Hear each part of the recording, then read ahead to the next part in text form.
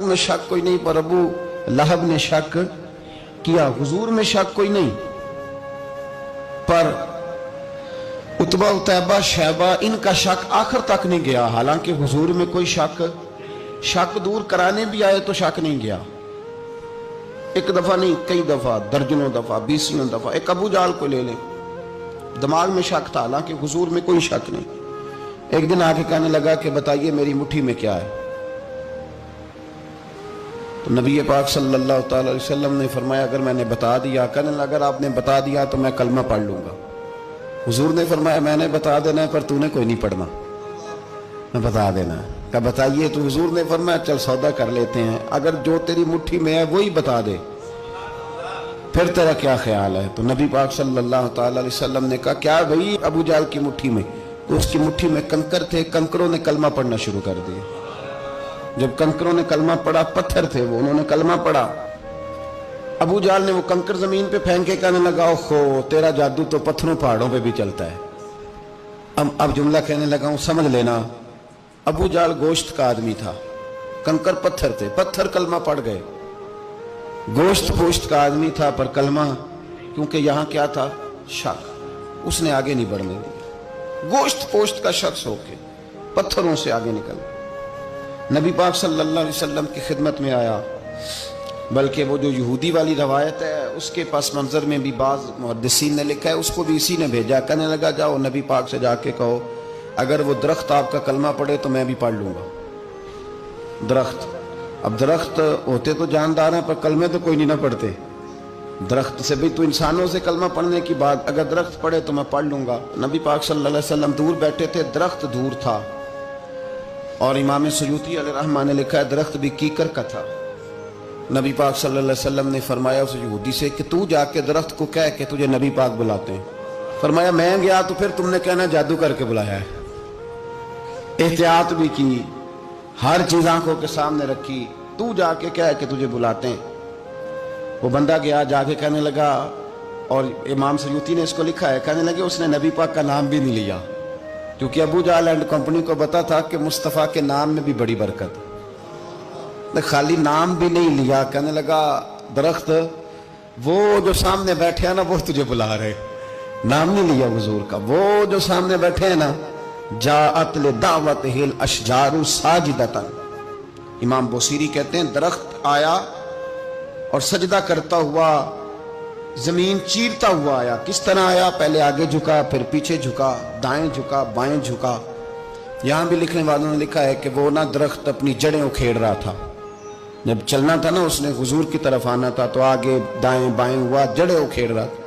लेकिन हमारे उस्ताद जब हमें यह रवायत पढ़ाया करते थे तो कहते थे जड़ें नहीं उखेड़ रहा था। जब उसने सुना मुझे नबी पाक ने बुलाया तो उसे वजद हो गया था, वो झूमने लग गया था, झूम रहा था, हुजूर ने मुझे बुला लिया। जाअत ने दावत हिल अशजारु साजिदा। तो दरख्त आया, उसने आके नबी पाक को सजदा किया। लकड़ी का बना हुआ दरख्त है, सजदा किया। सजदा करने के बाद दरख्त उठा और उठ के उसने नबी पाक का कलमा पढ़ा। वो जिसको अबू जाल ने भेजा था ना यहूदी, वो दरख्त की हालत देख के कलमा पढ़ गया। वो कलमा पढ़ गया, लेकिन यही बेईमान कहने लगा ओए होए इनका तो दरख्तों पे भी जादू चलता है।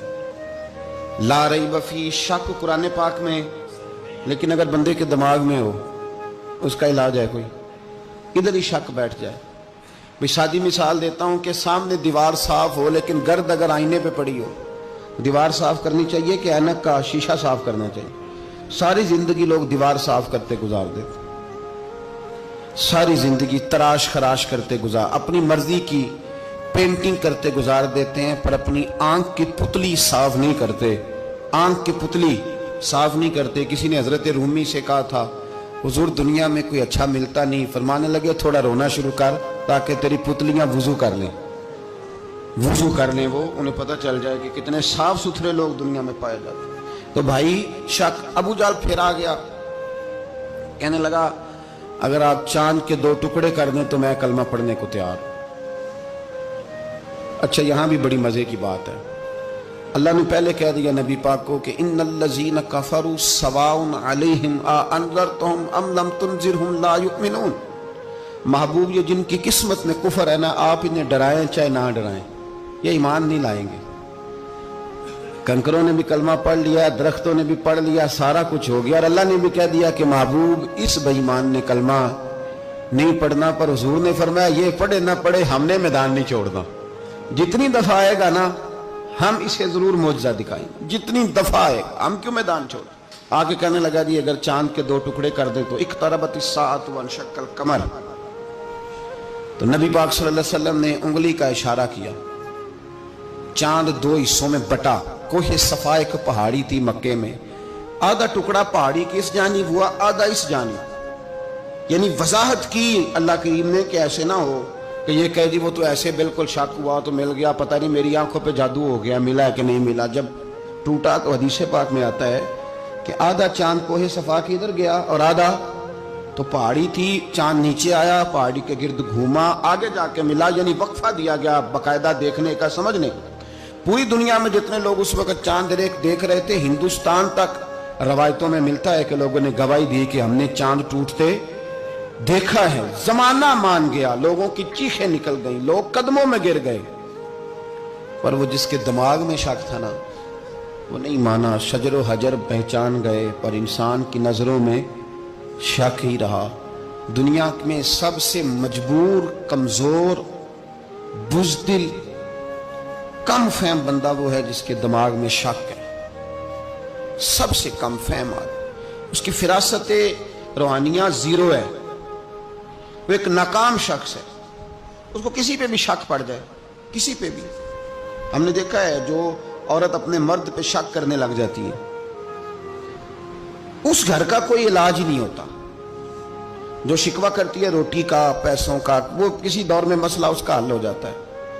جو نافرمان ہوتی ہے اس کا بھی مسئلہ کسی نہ کسی زمانے میں حل ہو ہی جاتا ہے. یہ جس کو شک پڑ جاتا ہے نا, شک, اس کا مسئلہ قیامت کی صبح تک حل نہیں ہوتا. اگر مرد کو شک پڑ جائے اس کا مسئلہ بھی کبھی زندگی میں دوبارہ حل یاد رکھے.